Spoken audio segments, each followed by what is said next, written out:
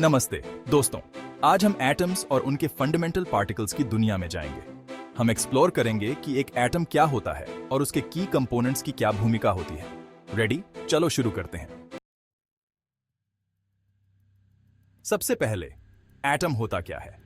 Atom matter का basic building block होता है। इसमें बीच में एक न्यूक्लियस होता है जो प्रोटॉन्स और न्यूट्रॉन्स से बना होता है और इलेक्ट्रॉन्स इस न्यूक्लियस के चारों ओर घूमते रहते हैं। हमारे आसपास की हर चीज, सॉलिड्स, लिक्विड्स, गैसेस, सब एटम्स से बनी होती है। ये एटम्स बहुत छोटे होते हैं। आमतौर पर इनका डायमीटर लगभग 0.1 से 0.5 नैनोमीटर्स तक होता है। एटम्स को ऐसे टाइनी, इंडिविजिबल यूनिट्स समझो जो अलग अलग तरीकों से कंबाइन होकर वो सारे सब्सटेंसेस बनाते हैं जिन्हें हम देखते और छूते हैं। ये आपस में बॉन्ड बनाकर मॉलिक्यूल्स बनाते हैं और फिर ये मॉलिक्यूल्स मिलकर हमारे दुनिया के अलग अलग मटेरियल्स और ऑब्जेक्ट्स बनाते हैं।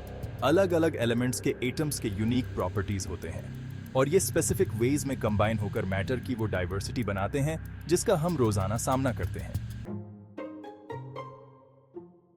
एक एटम 3 मेन पार्ट से बना होता है: न्यूक्लियस, इलेक्ट्रॉन्स और न्यूट्रॉन्स। आइए इन्हें समझते हैं। न्यूक्लियस एटम का टाइनी डेंस सेंटर होता है। इसमें प्रोटॉन्स और न्यूट्रॉन्स होते हैं। प्रोटॉन्स पॉजिटिव चार्ज रखते हैं जबकि न्यूट्रॉन्स का कोई चार्ज नहीं होता, ये न्यूट्रल होते हैं।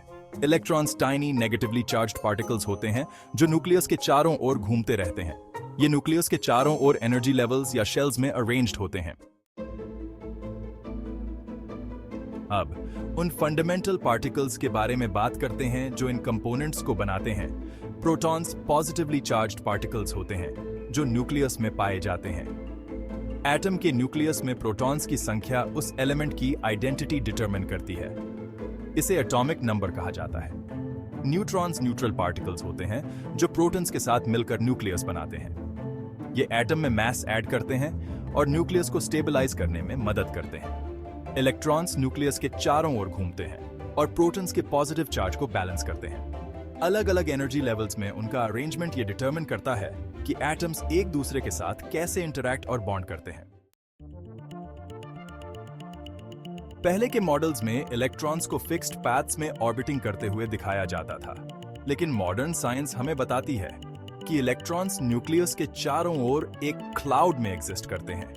यह क्लाउड इस बात की प्रोबेबिलिटी को रिप्रेजेंट करता है कि कोई इलेक्ट्रॉन किसी गिवन टाइम पर कहां हो सकता है।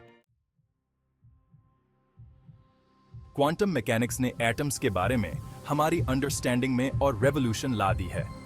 यह हमें बताता है कि इलेक्ट्रॉन्स जैसे पार्टिकल्स वेव पार्टिकल ड्युअलिटी दिखाते हैं और फंडामेंटल फोर्सेस से प्रभावित होते हैं, जैसे कि इलेक्ट्रोमैग्नेटिक फोर्स जो इलेक्ट्रॉन्स को न्यूक्लियस से बाउंड रखता है।